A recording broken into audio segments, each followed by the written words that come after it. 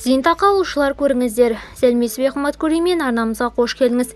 Әлемде және Қазақстанда болып жатырған соңғы жаңалықтарды алғашқы қатарынан біліңіз кезде арнамызға жазылыңыз, лайк басуды ұмытпаңыз. Қазақстанда зейнетақы төлемдерін тағайындау ережелері жеңілдетілді. Қазақстанда зейнетақы төлемдерін тағайындау ережелері жеңілдетілді. Үкімет 18 тамызда бірыңғай жинақтаушы зейнетақы қорынан төлемдер жүргізу тәртібін өзгерту туралы қаулы қабылдады. Жаңа құжат зейнетақы төлемдерін рәсімдеуді жеңілдетіп, процесті барынша цифрландыруға бағытталған.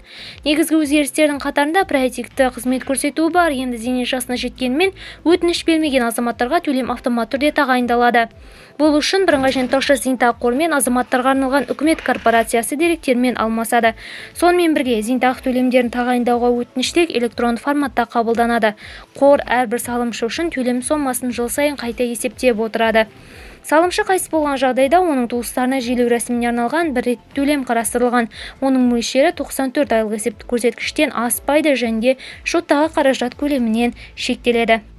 Видеомыз кеңінен таралу үшін лайк басып жақындарыңызға таратуды ұмытпаңыз. Бізді бақылауды жалғастырыңыз.